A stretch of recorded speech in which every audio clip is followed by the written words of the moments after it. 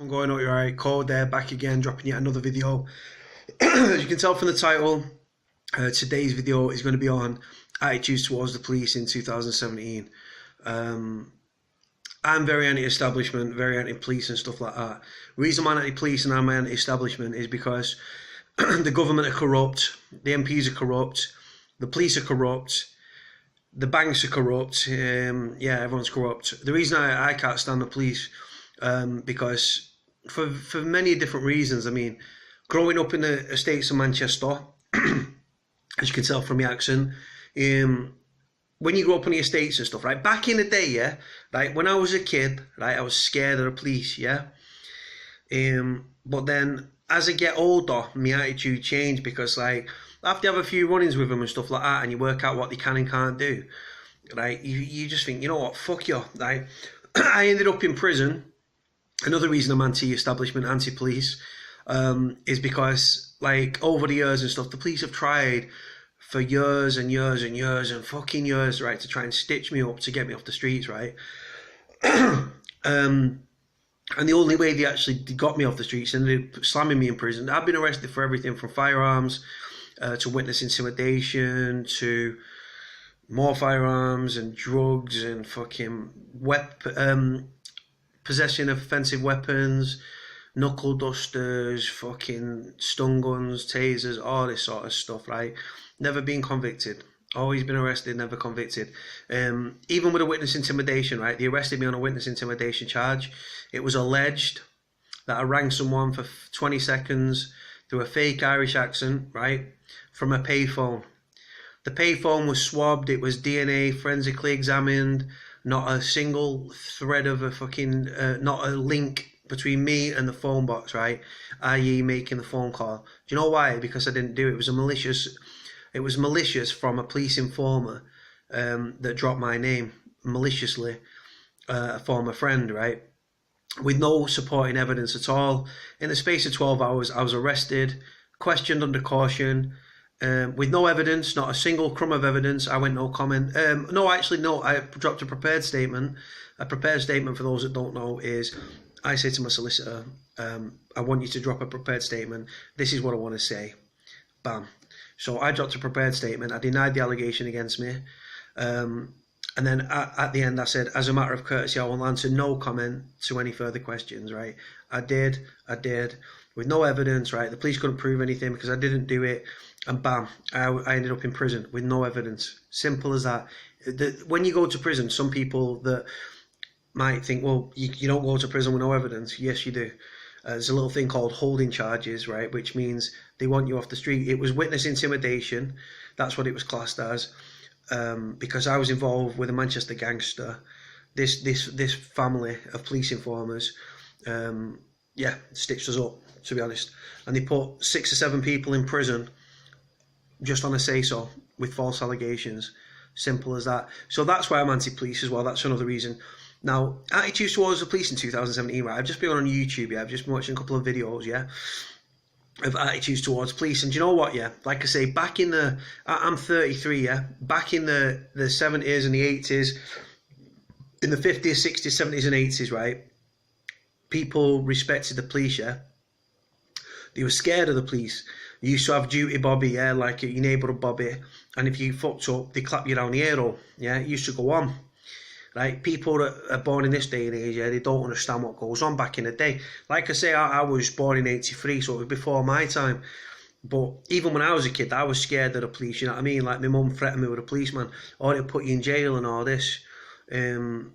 But people respected the police then, and people feared the police.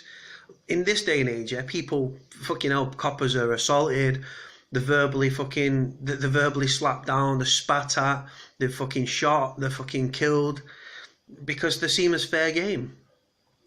The reason that people don't speak to the police anymore and there's breakdown in communications with the police be offering money for, like, catching people, 20 grand there, 25 grand there, 50 grand there, and nobody still be speaking to the police because no one, the people have lost faith in the police. Like I say, growing up on the estates in Manchester and the inner city estates and stuff, there's a general culture of anti-establishment, anti-police going on. You do get the goody-gooders that all believe the police do a good fucking, provide a very good service and all this stuff. That they're goody-goodies, yeah. They're not saying that when their house has been robbed and coppers are turning up 2-3 days later, or not at all, according to Manchester Evening News and stuff locally.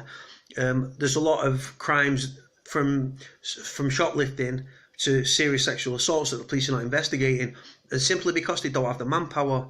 Right, so it's a green light for criminals to go outside and commit crimes across the board, putting people's safety at risk, putting people's lives at risk, putting people's property at risk, right? Because of the government and the government cuts and stuff, right? So like I say, it's a green light for criminals. I'm a reformed criminal now. I don't tell people to go out and commit crime. I'd never tell people to do that. But like I said, I'm stating facts. Right, so like I say, growing up in the estates of Manchester and stuff, these kids these days, right, there is a general anti-police culture within these estates and stuff. People are having kids, their kids don't respect the police. They're growing up, they're having kids, their kids fucking hate the police and don't disrespect the police. Because the thing is, police are just seen as uniforms and stuff. It's just a uniform, and people are cluing themselves up now on the law and the Road Traffic Act and stuff. And when they're getting stopped by police and police are saying, get out of your car, and they're like, well, am I legally obliged to get out of my car? And they're like, and then they're filming the coppers, and the coppers like, well, no, you're not legally obliged. You're right, well, don't fucking tell me to then. It's working because people are working with the law. To be governed and stuff like that, it's a legislation, it's an act, right? So you've got to go ahead with it for it to be through. People can only do things if you consent to them. If you don't consent, then it ain't happening. If coppers ask your name and your address, you don't have to tell them. Then they'll throw out the old chestnut. Oh, well, we'll arrest you. We'll take you in because you've not told us who you are. I don't know who you are. Point to 10 people on the street and tell the copper, tell me their first, middle and last name. They won't be able to do it. So all this, we're stopping you because we need your name because we don't know who you are. They don't know who anyone is. That's why they have to stop everyone. Fucking stupid. So like I say, growing up on these estates and stuff like that, the police are seen as fair game, right? Like I say, people will be telling the kids nowadays tell the police to fuck off, do one, don't mind them, and everything else. And you know what, yeah, more power to them. The police are fucking idiots, man. They're corrupt, yeah. Do you know what? The police are always on the take, yeah. I used to do the doors with a former copper who was a bent copper, right? He's dead now, God bless him, may rest in peace, yeah. But he used to move around kilos of cocaine in his police car, right? And if he was late to a meeting for a drop off, yeah, he'd put his blues and twos on and he'd fucking go. And he was doing drops in his car, in his police car, in his patrol car, livered up, blues and twos, everything, dropping coke off and stuff. He got caught out eventually. He made a lot of money doing what he was doing. He got caught out. He was sacked for gross misconduct, blah, blah, blah. Yeah, and ended up working the doors with him. Like I say, he's no longer with us, so God bless him. Like I say, what are your attitudes like? Comment below. Let me know what your attitudes towards the police are here in 2017. Have you changed your opinions over the years? If you're in your 40s, 50s, what was the policing attitudes back then to now? You'll have to let me know. Because like I say, people's attitudes change, man. Like I say, people used to be scared of the police, be thinking, nah, I don't want to slap off no copper. I don't want to clip round the hero. And like I say, it still goes on and stuff, but people have wised up and stuff like that. I mean, there's a kid there from a few years ago now. A kid got stopped by GMP. Yeah. He was obviously getting stopped on the regs, yeah, the regulars. He was getting stopped regularly, right? And he'd had enough. So he whips his phone out, he records a copper, and there was about 6-7 coppers turned up, right, for a traffic stop on a little estate. And he's like, listen, you muppet and all this. He's like, listen, he said, get out of the car, can you turn your engine? The copper was like, can you turn your engine off? Can you get out of the car? He said, do I have to turn my engine off? I'm illegally obliged to get out of the car. He says, no, so let's stick to what I'm legally obliged to do, yeah? And he showed the coppers up for what it is. Like I say, this legislations and these acts from the police and the government and stuff, they only work if you consent to it. If you don't consent and you're a free man on the land, or you protest to be a free man on the land, you can challenge these fucking stop and searches from the police. The police is a racist as well here in Manchester. Manchester, big diverse community. You've got blacks, you've got Muslims, you've got Asians, you've got Indians, you've got Polish, Lithuanians, Scottish, every nationality. We're very diverse here in Manchester. But the police are racist as fuck, man. Fuck me. You only have to look at the headlines to know that. The police be stopping a black youth, yeah, and searching them, thinking they're all in gangs and carrying knives and every other stereotype of a black person they could fucking come up with. in the form of ticking a racist box, and the police are duty bound to do that, and they do that. Like I say, there's no respect here in Manchester. And then do you know what they do because they're cutting police numbers? Do you know what they do in Manchester and across the United Kingdom? They've got these PCSOs, police support community officers, right? Right. These people get round, yeah. People, you'll hear them, people call them plastic police officers, right? They get laughed at. Right, if one of them walks up to you, just laugh and walk off because they've got no powers of arrest. They've got the same powers of arrest as fucking you and I, yeah. And that's as simple as that. I'll leave that on the matter. They've got all they can do is a citizen's arrest, yeah. They can stop you. Like, are you trying to chat to you? Don't tell them fuck all. Don't give your name. Just jog on. Just walk on. Move. Walk away. Film them. Take the piss out of them. That's what everyone's doing these days. Just look on YouTube, right, and look at police officers owned, fucking bailiffs owned, yeah. Fucking, it just goes on and on and on. Like I say, I am anti-establishment. I am anti-police, yeah. I stick up for prisoners and prisoners' rights, yeah. And like I say, I speak out. I do interviews with the media on things I've got experience of. I've done interviews on gun crime and stuff within Manchester. Obviously, it's a naughty gun crime, going back to the old days of Gunchester tags of labelled on us by the media and stuff. Like I say, the police, fucking hell, they try to put all their eggs in one basket, right? I.e., they go after certain crimes and they throw everything they've got at it, right? Then other crimes go undetected. Look at the Asian grooming gangs, yeah, within Rochdale, raping and fucking thingy underage girls and passing them around, plying them with drink and drugs and fucking abusing fucking white girls, yeah, right? And then there was loads of shootings. They go after the shootings. There's the grooming gangs, right? They go after the grooming gangs. There's shootings. The police can't stop it, man. They turn up when everything's said and done, right? Then they try to be proactive, yeah. After someone's been shot dead or something, they turn up, they try to be proactive, yeah. And that's it. Like I say, people have lost faith in the police. People see the dwindling numbers, the corruption stories within the police.